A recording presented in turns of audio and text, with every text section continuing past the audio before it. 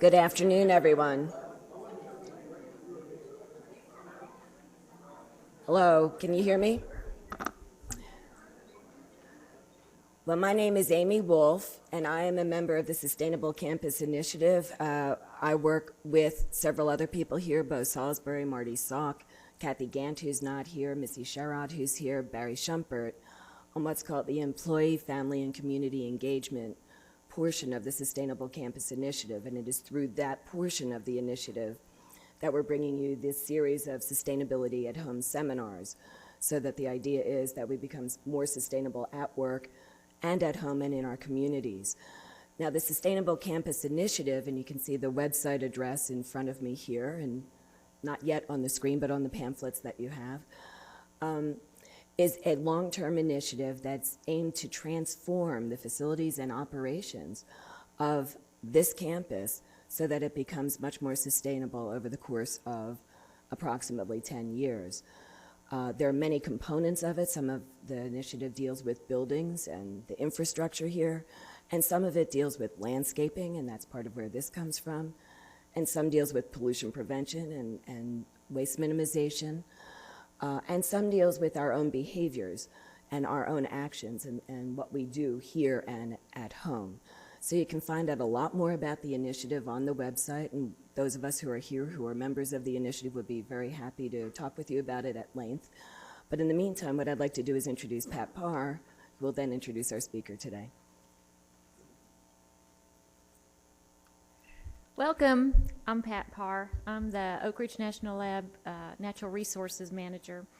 If you've been outside your workplace at all in the last few years, you've noticed some changes in the landscaping, how we're trying to do changes in the landscaping.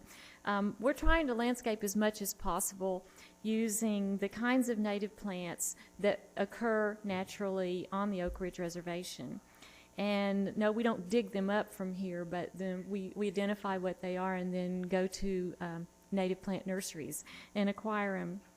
And using native flora, local flora, in our landscaping here at the lab sets us apart. It sets the lab apart.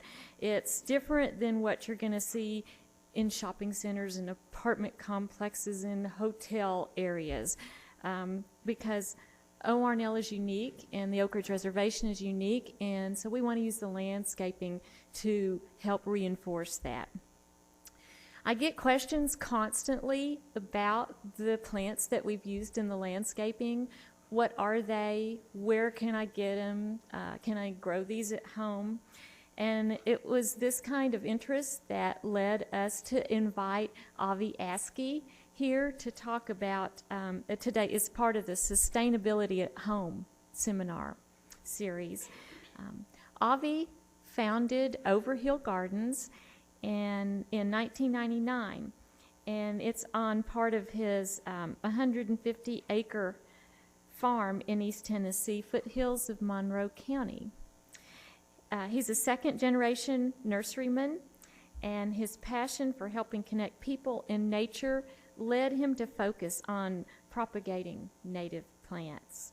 So he now has 500 species on 2 acres of intensive container production.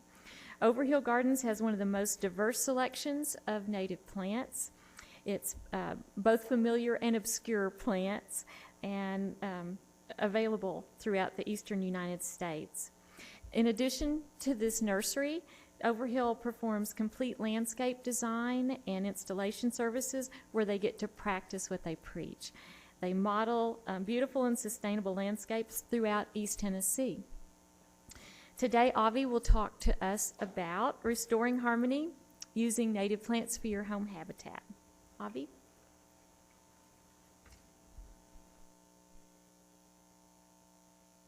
Thanks, Pat. Can everybody hear me? All right. Well, I actually meant this talk to be called Restoring Harmony. But there was a little misinterpretation along the way. So rather than talk about corn recipes, I guess I will talk about my other passion, which is native plants.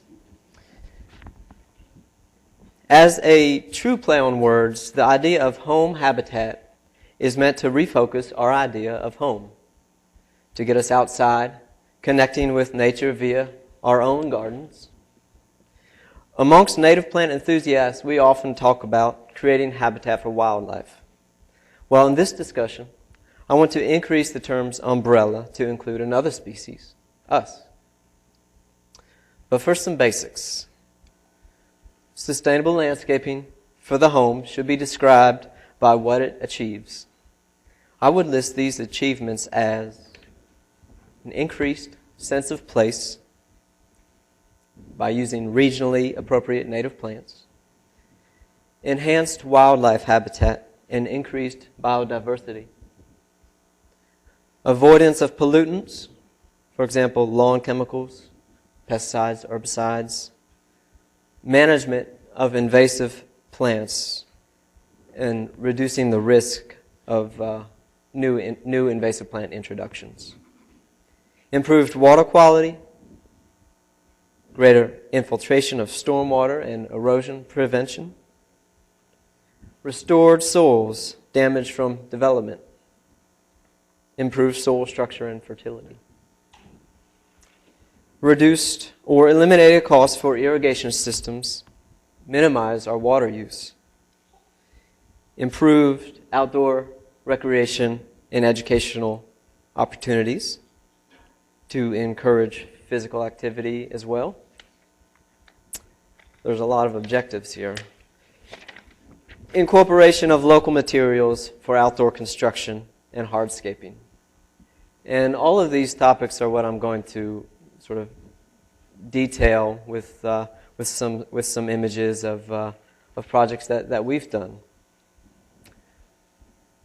Reduced maintenance costs, decreased carbon footprint, for example, reducing reliance on lawnmowers, increased local food production, the incorporation of edible plantings in your yards. And finally, though beauty is in the eye of the beholder, it must be mentioned that sustainable sites should be noted for their visual appeal and attractiveness. The second and more practical way of discussing sustainable landscapes is by describing specifically how these benefits are achieved.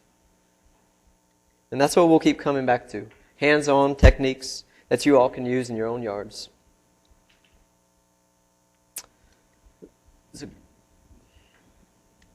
Can anybody guess where this photo was taken? I think I heard somebody. Yeah, anywhere USA, but actually, note the red flag. It's in China. Our suburban model has been transferred far and wide. And this one, now that's a bit more familiar. This is nice. Jekyll Island. But it obviously isn't our home. You wouldn't plant Tennessee natives here just as these plants wouldn't look right in Tennessee. And how about this photo? The feelings you get when you see these pictures, that's what it means to have a sense of place. Now, if there is one message I'd like to get across today, it's that each one of you has the potential to make a difference, whether you have an expansive yard or just a couple of containers. In his book, Bringing Nature Home, Douglas Tallamy, a professor of entomology, pragmatically leads his reader to understand the connections that have evolved over millennia between plants and animals. He explains what is lost when exotic plants are cloned and dotted across our landscape in suburbia. What appear to be plants that are trouble-free are, on the flip side, a relatively lifeless and sterile bunch. Because these plants did not evolve with the native fauna, they failed to interact with the insect life of a region, thereby breaking the food chain. The same shrub that doesn't have a single blemish in its leaves is of no use to a bird which relies on the availability of insects to feed its babies. And then there are the exotic ornamentals which become monsters. throughout the region. Talamy gives us an example of Phragmites. It's a tall reed-like grass, an invasive plant of our coastal marshlands. It was introduced to North America in the 1700s. In that time, it's taken over hundreds of thousands of acres of wetlands and created an impoverished monoculture. Each place it has displaced our native wetland plants. In its European homeland, where it evolved in relationship with the community, it supports a whopping 170 species of herbivore. Here in North America, even after 300 years, it only supports 5 species of herbivore. And it's just one example. Butterfly bush, while being a good source of nectar for adult butterflies, widely available in the nursery industry, does not serve as a host to even one species of butterfly. Compare that to our native buttonbush, which not only serves as a nectar source, but is a host plant to at least 18 species of butterfly larvae or caterpillars. So Talamy ultimately makes an argument not for publicly securing vast regions of wilderness and restorable land, not for banning all exotic plants, but rather for the difference that we will make when we as individuals plant a couple of natives in our own backyards. Now, achieving success with native plants isn't automatic. Admittedly, my own yard is a bit of a jungle. I work on other people's to my own neglect. That being said, I don't think the birds mind too much. They seem to thrive. But planting natives isn't necessarily synonymous with a wild look. Now, I've seen some interesting plant compositions in my time. And by and large, when planting natives, we are not real prone to focus on heavy pruning and excessive control. Best to know the ultimate sizes of your plants and place accordingly. Great combinations can be achieved, though. And what would you expect? One need not look any further than the Great Smoky Mountains or the Cedar Glades in Middle Tennessee, the great prairies of the Midwest, or the nearby balds of the Unicoi. To make a study of natural landscapes leaves one amazed, more often than not, at the quality of design, the patterns of composition, the layers of texture. Nature uses repetition, diversity, vertical structure, color contrast, and balance to her advantage, but never, in my opinion, chaos. So this is why we might want to start small, because the world has had a long time to perfect her design sensibilities. Not to mention, we tend to have some pretty crummy and disturbed souls around here. It's going to be hard to achieve this, the rhododendron, in your backyard, at least not for some time. The good news is that you don't have to break your back incorporating truckloads of compost, nor hauling that expensive load of topsoil, because I bet there are at least 24 great native plants that will thrive in your existing soils. And not just thrive, they will become established. They will serve to start enhancing your soil, all the while entertaining you with feeding butterflies and curious beetles. Songbirds dropping in for a drink, as they're wont to do on this cup plant. The nodes will retain water after a rain, and you oftentimes see birds taking a sip. Seeds that catch the slanting light of fall and get whisked away in strong wind. And who knows what other creatures will stop by for a visit. The key to finding solutions for the microclimates in your yard is a familiarity with native plants and their preferred natural habitats. Now, one of the most obvious scenarios for your yard, not that I've seen your yard, but based on most of the projects that we come across, would be to reduce the amount of lawn that you maintain.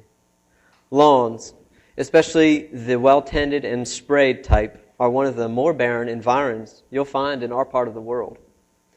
Yes, they are better than AstroTurf pavement and gravel pits, but remember, lawn rhymes with yawn. Here are some pictures of a formerly mowed bank, which was, whoever mowed it took their life in their own hands every time they did. We converted to a meadow. This is obviously a very large scale, albeit it was still quite affordable. We used plugs, small plants, in large numbers, and while I will say this, while lawns will play an important role in our human habitats, they will always play an important role. Our dependence on them can be lessened. Each year in the U.S., over 70 million tons of chemical fertilizers and pesticides are used on residential lawns and gardens. And lawn care pesticides kill approximately 7 million birds in the U.S. each year. Now, if you do decide to transform part of your lawn into a meadow, there are some advantages. For one thing, you get to burn.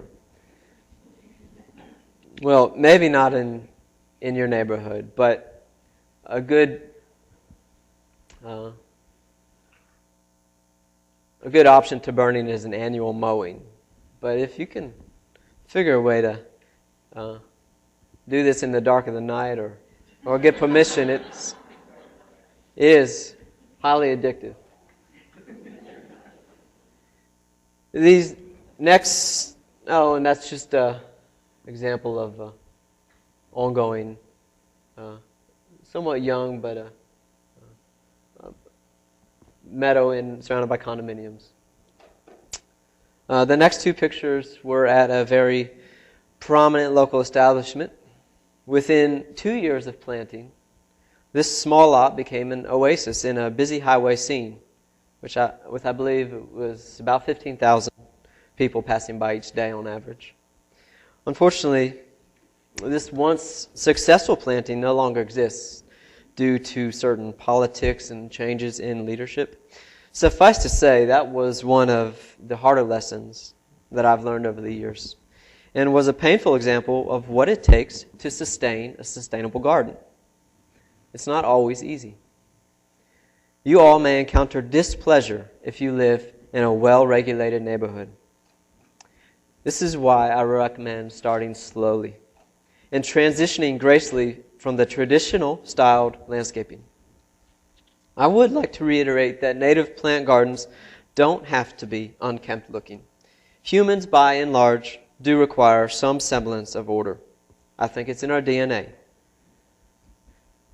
Part of what I want to convey to you is that native plant landscapes can be diverse and beautiful, and also look designed.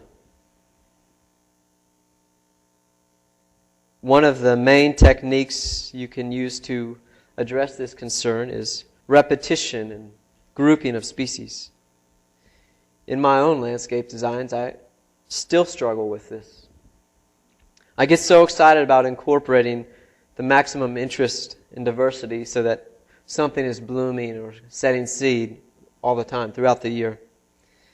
I lose sight of the bigger picture, the way it looks from a distance, and the beauty of simplicity, not to mention simpler gardens are often easier to maintain. Sometimes using 5 species is a better idea than using 15.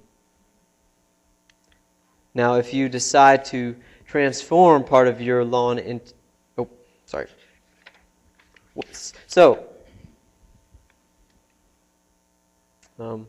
Here we are with some examples from some of our projects of some of those elements we marked earlier that sort of measured a sustainable landscaping. This is a rain garden. We had some heavy flow. We excavated the down below the topsoil and created some pockets for this maybe a little overkill, but it's a river rock filled with just starting out with a few copper iris, which don't have a mature picture of this project, but that's another rain garden which in the fall is looking looking nice, looking like it had a hard-working summer and deserves a little relaxation.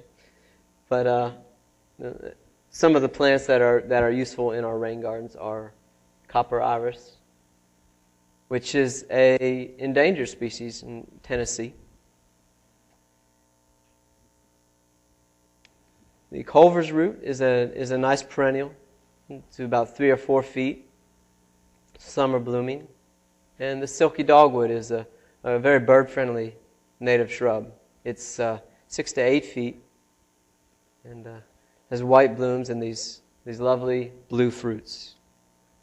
Now, restoring disturbed soils. This was new development. The soils, it was an old river plain, so that actually the soils were relatively good compared to what we usually see. But they've been impacted with heavy equipment. There's not much viability in that. But with doing some contouring of the terrain and amending the soil some, see how we carved out some patches of lawn to add interest, to add negative space. But it makes a much more interesting look than just that flat plain. This is another example of a raised burn that was a formerly flat plain. Wetland restoration. This is a stream bank project that was that same house. Some very degraded banks. They needed to be recontoured. We did that. We put down the necessary bioremediation materials, planted it out, and this was just later on that spring. And it's filling in quite well.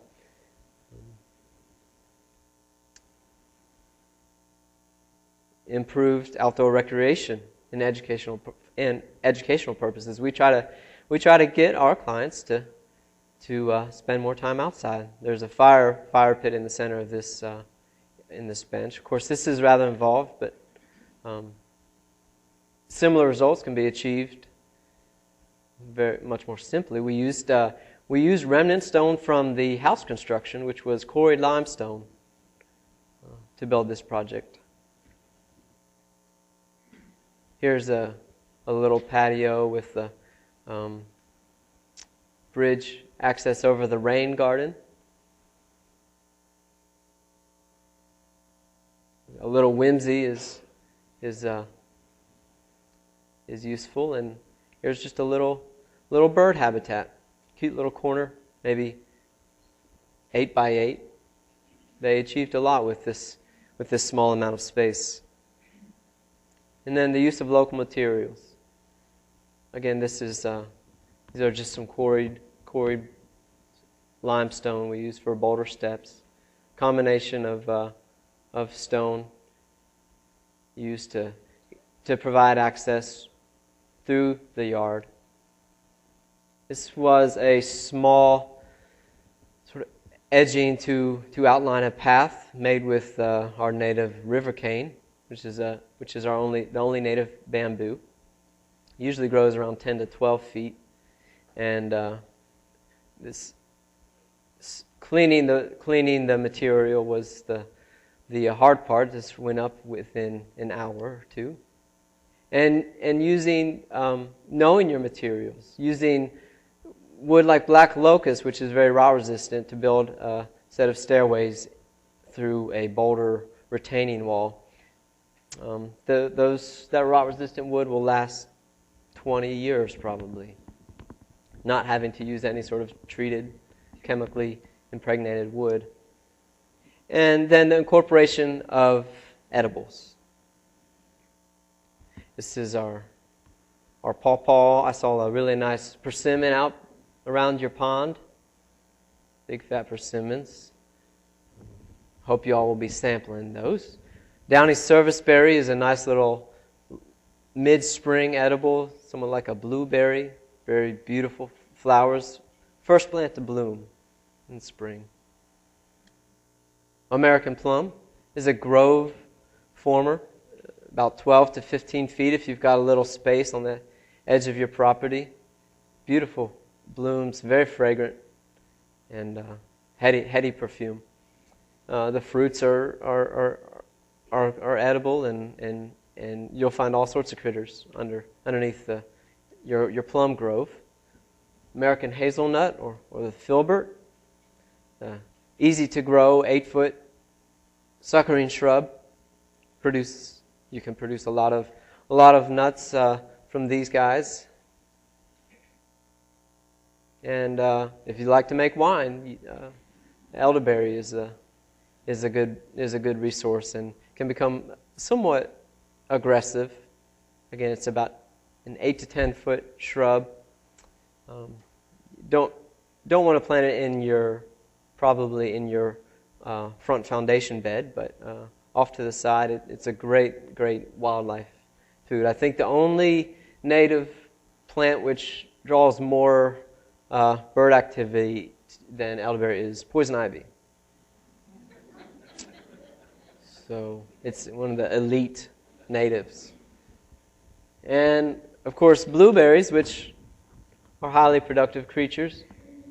They're a little tricky to get established, but once you've put in several years of disappointment, you'll be pleasantly surprised with the production.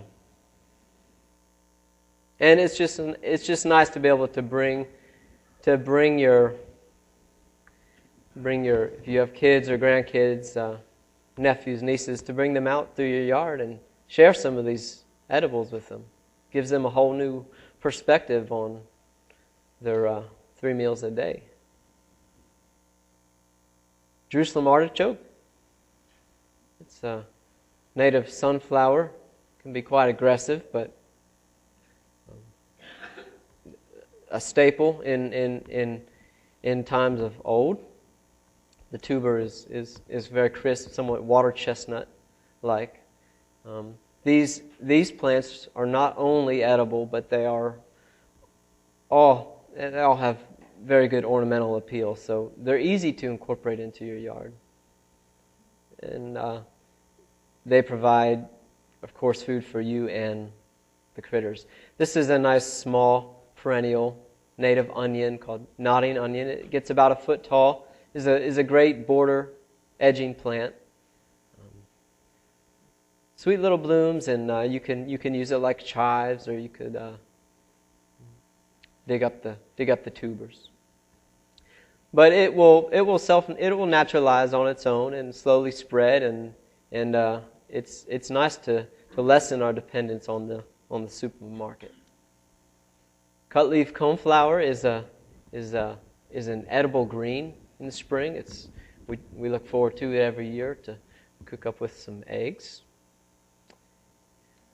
And of course, wild strawberry is a very vigorous ground cover, which can be nice on the edge of a woodland.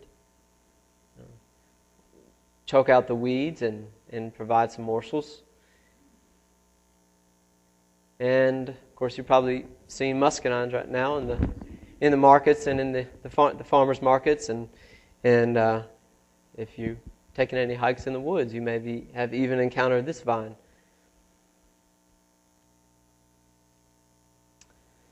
So by and large, the most demanding aspect of gardening, with or without native plants in Tennessee, is keeping up with the weeds. For smaller backyard projects where you have the luxury of time, effective establishment of a relatively clean slate can be achieved through heavy mulching with newspaper or cardboard topped with leaves and wood chips, which can often be obtained for free. These materials not only eliminate growth, they promote earthworm and microbial activity and enhance soil fertility and structure. But I can't stress enough the benefit of getting rid of undesirable plants before you begin installing a host of new plants.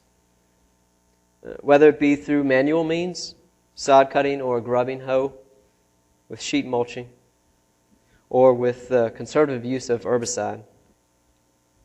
you will be saving yourself a great deal of frustration in ensuring landscaping success, which is the key to sustainability.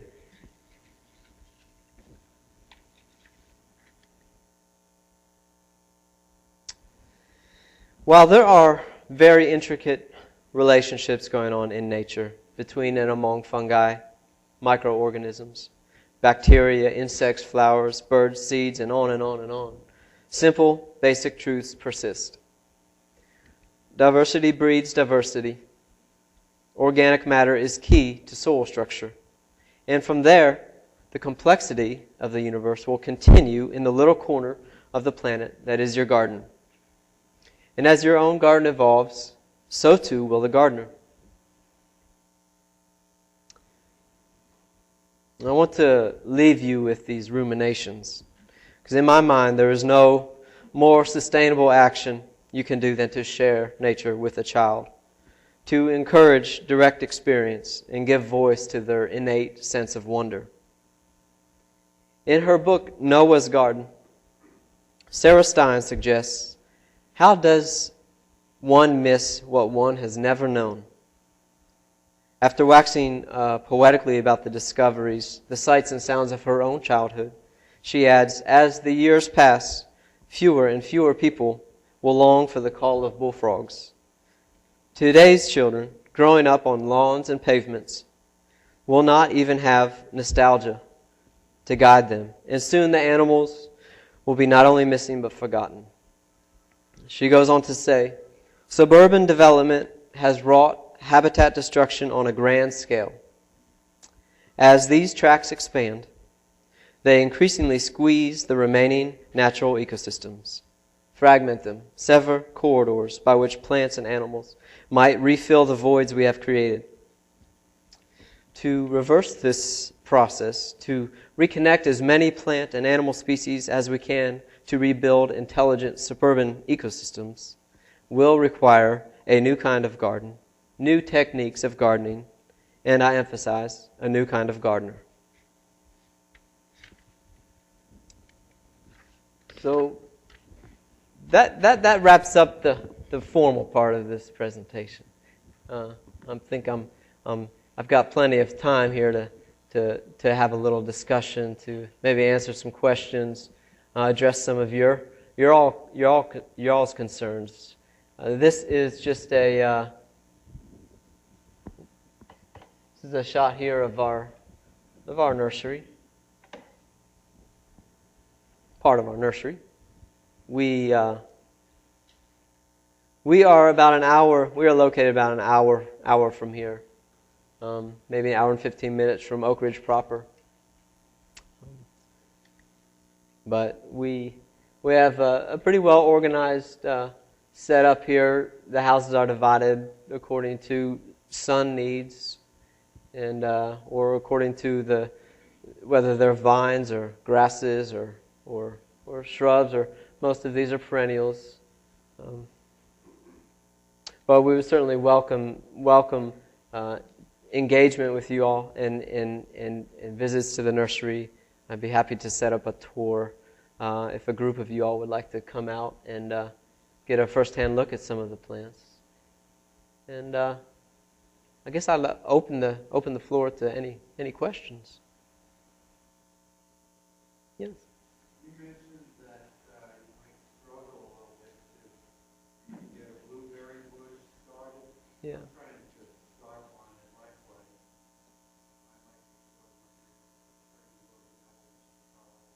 What are the best steps to take in order to blueberry bush location, soil type?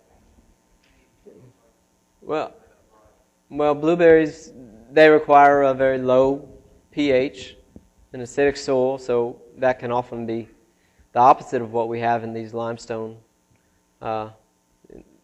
underlaid regions. But the addition of soil amendment usually can be accomplished with peat moss, with maybe adding sulfur to the soil. Our favorite amendment is probably composted pine bark. I don't know that it affects the pH a whole lot, but They grow easy for us in containers in essentially a soilless media. So one thing you can do is incorporate large quantities of peat moss or compost, pine bark compost. Plant them up a little on the high side. Use maybe an organic rose fertilizer for its acid requirements. And the best thing you can do is for the first about 4 years is just remove the blooms. If you don't do that, they'll put all their energy into fruit production and they won't grow at all. And that's probably what creates the most disappointment. People want those fruits in the second or third year, and it's just kicking yourself in the foot, shooting yourself in the foot, kicking yourself in the something in the hominy. Yeah. Yeah, fall is probably ideal for planting natives, with the exception of I showed some pictures of some of our native grasses. They for some reason they are a little sensitive to rotting if they're planted too late. So after about October, I would hesitate to plant native grasses. But for everything else, shrubs and trees and a tough grass like switchgrass or something, you can. Fall is probably optimum. Yeah. A good native grass. Well, there are so many of them. We have a whole house just dedicated to grasses, and there are some nice short grasses. Prairie dropseed is about 2 to 3 feet, very fine foliage. Pink muley grass, you probably saw those pink sprays of color. That's about 4 feet, and that's a good one for fall color.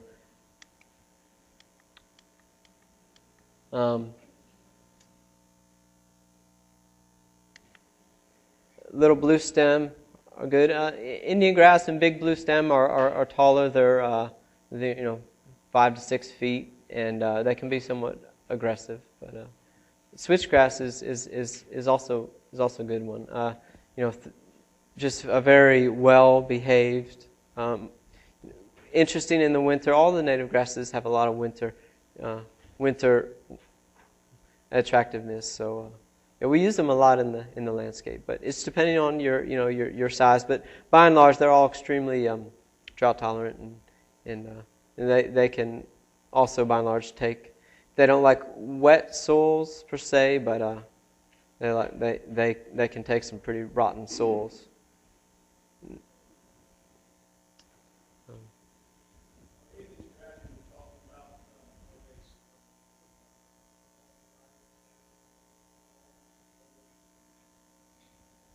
I don't think we have a real good species to use as a lawn. There are sedges that can.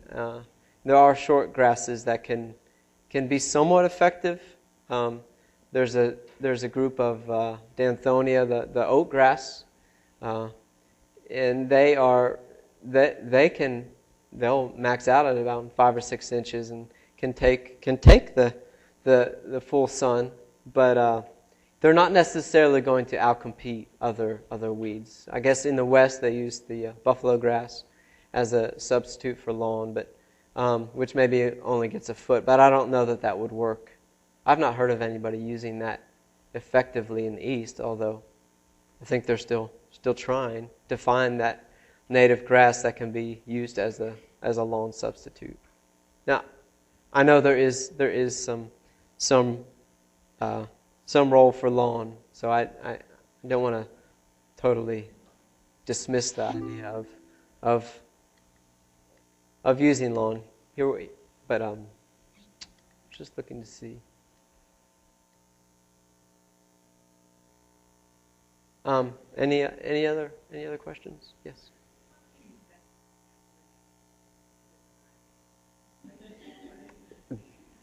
Do you know any goats? How would I get rid of it? I do make, as much as I hate to do it, I make judicious use of herbicide. Well, if you have a nice trunk, the most effective and sort of least toxic way is to cut this trunk and just treat the stump. We've had great luck killing all sorts of invasive plants as long as there's somewhat of a girth on the trunk itself. But if you just have a whole patch of it, mowing it repeatedly, you put yourself at risk. But that can eventually starve it out. Depends on the situation. Yeah, we do fall back on herbicide. Yes.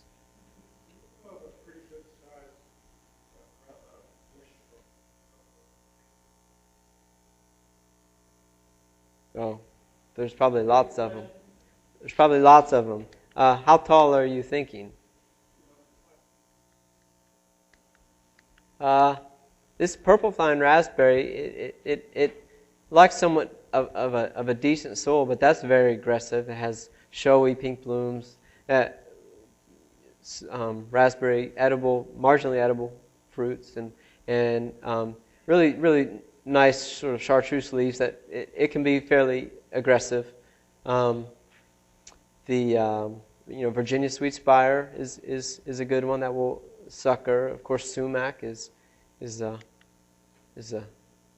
definite spreader. Well, there are some other sumacs. There's the fragrant sumac, which just gets about 5 feet, and yeah, it depends. Is it sun, shade? Yeah, sun. Yeah. There's summer sweet. I saw some of that out in the landscape. That will eventually spread. Coralberry is only about 3 feet, but it is fairly aggressive and will cover a large space relatively quickly. Yes.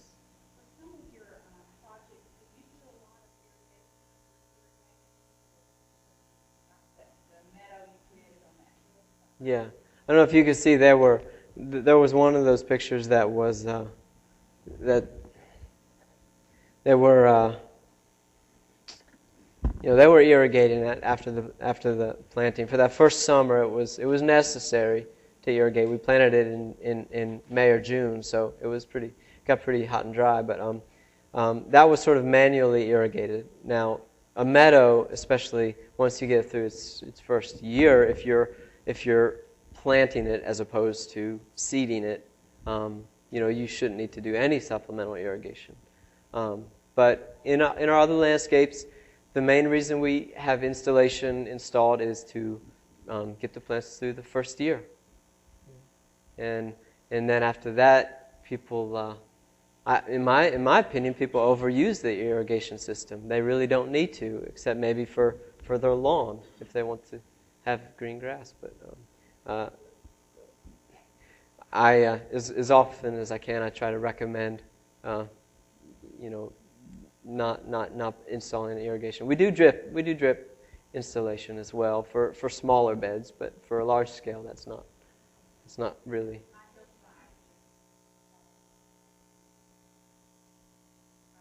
Yeah, yuccas,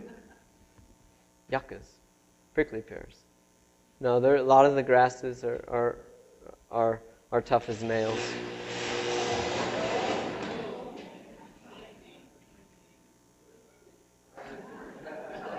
Who did that? Oh, wow.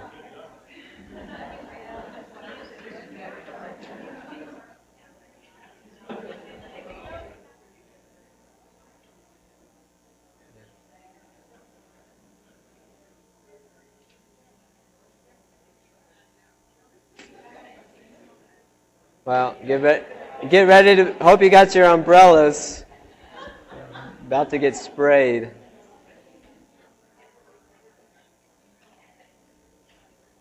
Yeah. Well, hold on a second. Well,